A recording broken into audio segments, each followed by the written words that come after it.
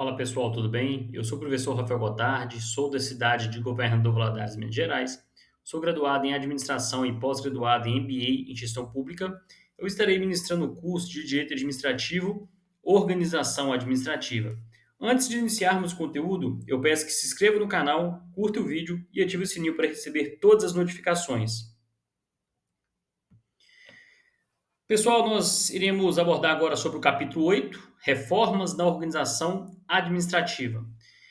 Então, no primeiro tópico, nós vamos passar pelo processo de reforma administrativa, né? Como acontece, a gente vai entender um pouco desse processo. E, por fim, nós vamos abordar as principais propostas de reforma, né? Como é que acontece isso na questão da estrutura administrativa? Vamos ver. Então, pessoal, para dar início aí na questão do processo de reforma, esse processo é uma iniciativa estratégica que tem o objetivo de reorganizar, de aprimorar a estrutura e os processos da administração pública, tá? Então, isso aqui faz muito sentido, né? Assim que a gente acabou de estudar a questão do controle. Então, vejamos, foi feito um controle, tá? Então, nós encontramos alguns tópicos que estão impedindo a questão da agilidade, da melhora do processo. Então, a gente resolve, né, em cima desse controle que foi feito, a gente levantou alguns pontos que nós temos que melhorar. Então, durante esse processo de reforma, nós vamos então tentar reorganizar, tentar aprimorar essa estrutura aí para a gente conseguir dar andamento, prosseguimento e agilidade no nosso processo, ok? Então, pessoal, essa reforma ela pode ser motivada por diversos fatores, né, como a necessidade de aumentar a eficiência, de reduzir custos, adaptar-se a novas demandas sociais ou promover a modernização do Estado, né? Então, nos últimos anos aí, nós tivemos uma digitalização e muitos processos foram feitos online, né? Pós-pandemia, então, isso agilizou mais ainda essa questão de processos online. Então, isso, de certa forma, garantiu uma certa agilidade, uma certa transparência também, né? Em toda documentação, procedimento. Então, isso é um ponto positivo que, de certa forma, atende à necessidade, que é aumentar a eficiência e reduzir os custos aí. Então, pessoal, como é que funciona esse processo? Então, o primeiro passo vai ser a identificação das deficiências e desafios enfrentados pela administração pública, tá? Então, obviamente, isso, né, essa identificação, ela pode ocorrer lá naquele controle que a gente viu no capítulo 7, ok? Então, primeiro passo, identificação dessas deficiências aí. Feito isso, né, a gente entende também que esse primeiro passo ele pode envolver uma análise de processo interno, né, avaliação de resultado, identificação de gargalos burocráticos e a consideração das expectativas da sociedade, ok? Então a gente faz tipo uma ferramenta, né, frente ao atendimento, a gente solicita um feedback, né, de quem está recebendo esse atendimento e vê, né, está sendo rápido, está sendo ágil, atendeu a expectativa, você conseguiu resolver todos os problemas que você estava antes de adentrar a nossa instituição ou ao nosso serviço. Então, é feito essas entrevistas, né, ou online ou pessoalmente, né, de forma física, e aí a gente tem, então, algumas estatísticas aí para a gente trabalhar, ok? Então, a partir dessa análise que foi feita, vão ser delineadas algumas propostas, né, de mudanças que vão aí objetivar, né, a questão da superação de desafios e aprimorar cada vez mais a capacidade do Estado de cumprir com a sua missão de forma eficaz, ok? Então, primeiro a gente descobre, né? A gente faz essa identificação, trabalha em cima disso para a gente então traçar estratégias aí em cima desses pontos que a gente viu de negativo. Então, feito a implementação da reforma, né, vai ser exigido aí um cuidado no planejamento da gestão. Isso vai incluir a definição de metas claras. Então, a gente tem que deixar bem claro, né, onde a gente quer chegar, qual que é o nosso objetivo. Mediante isso, né, nós vamos então incluir a definição da alocação adequada de recursos e a capacitação dos servidores públicos e a comunicação eficaz com a sociedade. Então, a gente vai municiar e capacitar esses servidores para que eles tenham agilidade, né, e aquela expertise no momento que a gente vai identificar o problema do nosso cidadão, né, e resolvê-lo. Então, além disso, pessoal, é fundamental que a gente considere a legislação vigente, garantindo que alterações propostas estejam em conformidade com as normas legais e constitucionais. Então, vamos supor, um exemplo aqui, que a gente fala assim, a gente ficar colocando essas informações em porta da transparência gasta muito tempo. Vamos fazer aqui, posteriormente, se alguém pedir, a gente vai lá e coloca. É legal, tá? Então, a gente não pode fazer isso. Eu mostrei um exemplo meio, assim, esdrúxulo, né? Ou seja, um exemplo bem bobo, mas que se caso aconteça, né? Ou seja, vamos colocar no portal de transparência só se alguém solicitar. Na verdade, não, a gente tem que colocar todo e qualquer processo, certo? Ou seja, toda movimentação que envolve a questão do dinheiro público, eu tenho que mostrar o parafuso que eu estou comprando, eu tenho que mostrar ali o que está sendo gasto, tá? Então, ou seja, a gente também tem que fazer esse processo de reforma, mas olhando as legislações que estão vigentes aí, ou seja, que estão valendo ali atualmente, tá? Então, pessoal, acompanhamento e avaliação contínua vão ser partes aí, integrantes desse processo da reforma. Então, fizemos uma modificação, vamos acompanhar, né? E vamos avaliar.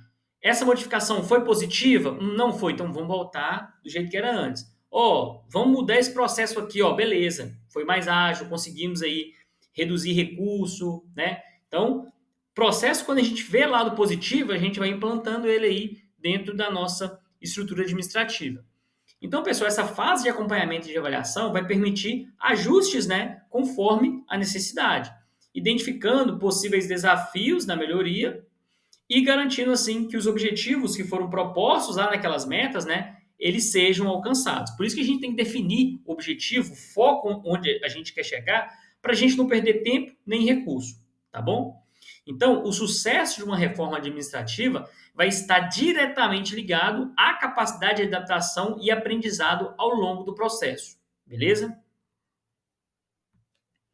Então, as propostas de reforma podem abranger uma variedade de aspectos, desde a estrutura, né, organizacional até os processos de gestão de recursos humanos. Então, ou a gente muda a estrutura física, tá? Ou a gente muda o processo, ok? Então, diversos países ao redor do mundo exploraram diferentes abordagens para modernizar e aprimorar aí suas administrações públicas, tá? Então, às vezes em um país determinado modelo deu certo, né? Então, os outros países tendem a utilizar o modelo, às vezes esse modelo é exatamente igual ao país aqui que a gente pegou. Às vezes o nosso não vai dar certo, a gente vai ter que fazer algumas modificações para colocar isso em prática. Enfim, a gente vai fazendo esses testes aí para a gente ir aprimorando essas modificações. Então, pessoal, uma das principais áreas de reforma aí é a simplificação e digitalização dos processos administrativos. Foi o que eu mencionei para vocês. Na década de 90, a gente sai de um plano burocrático, tá? E a gente preocupa mais com a questão do resultado, porque a questão burocrática, ela demanda muito documento, muito prazo, certo? Então, revisões de papéis, revisões, tem que passar na mão de um, passar na mão do outro. Então, quando a administração pública ela dá o foco em cima do resultado, o processo em si já não me preocupa tanto. Eu quero o resultado, ok? Então, quando a gente passa dessa simplificação de burocracia e da digitalização, o processo ele fica mais rápido, a gente chega ao resultado de forma mais rápida, gasta menos recurso, ok? Então, pessoal, a introdução de tecnologia de informação e comunicação pode reduzir essa burocracia e já está reduzindo, né? De certa forma, agiliza o atendimento ao cidadão e melhora a eficiência operacional. Então, imagina, eu tenho 300 pessoas para atender. Então, até eu atender uma por uma para direcionar qual que é o seu problema, a pessoa vai falar o problema dela. Eu vou falar, você vai naquele setor tal para fazer isso. E você? Então, o que acontece? Hoje, geralmente, já tem, na maioria das repartições públicas, um menu, tá? Ou seja, um pré-cadastro, um pré-atendimento, que a gente já vai direcionar essa pessoa em cima do menu, a pessoa vai clicando ali e ela vai chegar até um certo ponto que ela vai apertar onde ela quer. Se dentro do menu ela não encontrou nenhum tópico que vai atender a necessidade dela, ela vai falar com um atendente, certo? Então a gente já faz esse filtro para quando chegar aqui a gente já sabe onde é que a pessoa vai, beleza? Então, pessoal, a gente viu, né, esse uso da tecnologia e, além disso, outro método aí é a inclusão da implementação de sistemas integrados, né, a oferta de serviços online e automação de tarefas rotineiras. Então, hoje, diversos órgãos ele tem aí essa integração. O próprio governo federal ele tem um sistema único, né, seja na parte da justiça, seja na parte contábil. Então, ou seja, os órgãos conseguem conversar entre si, certo? Ou seja, falar a mesma língua. Então, já está bem vinculado a essas questões e isso agiliza o processo. Então, a tecnologia ela trouxe essa agilidade. Então, pessoal, para finalizar o ponto aqui das principais propostas de reforma, outra proposta comum aí de reforma está relacionada à revisão da estrutura organizacional, buscando tornar as instituições públicas mais ágeis e adaptáveis.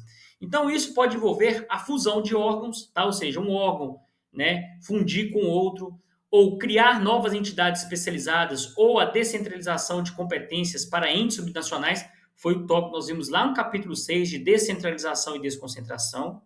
A modernização dos sistemas de gestão de recurso humano é uma outra área que frequentemente está sendo abordada em reformas administrativas, essa modernização de sistemas novos, né, que a gente consegue aí, por meio de banco de dados, a gente consegue arquivar e acessar futuramente esses dados, então a gente consegue fazer essa análise de dados aí hoje, atualmente, e a implementação de políticas de meritocracia, a revisão de regimes de contratação e a promoção de capacitação contínua são elementos chaves nessas propostas aí que estão sendo feitas. Então, pessoal, essas mudanças, elas visam atrair talentos, né, promover a eficiência e garantir que os servidores públicos eles estejam aptos a enfrentar os desafios contemporâneos. Então, pessoal, não é só modificar a estrutura, não é só modificar o processo, mas a capacitação desses servidores públicos é de fundamental importância, tá? Porque é interessante que o servidor público também ele esteja adaptado a essas novas modificações, né? O governo ele preza muito por essas capacitações. Então, pessoal, em resumo, as propostas de reforma que nós vimos aqui, né, alguns exemplos, refletem a necessidade de adaptação constante da administração pública às mudanças, né, que acontecem hoje na sociedade, na economia e também na área tecnológica. Então, é preciso se adaptar, né? Então, ao buscar a modernização e eficiência, essas propostas visam garantir que o Estado ele seja de forma mais eficaz, transparente e alinhado com as expectativas da sociedade, ok? Então, pessoal, eu finalizo, tá? A aula 8. Eu agradeço a atenção de vocês, ok?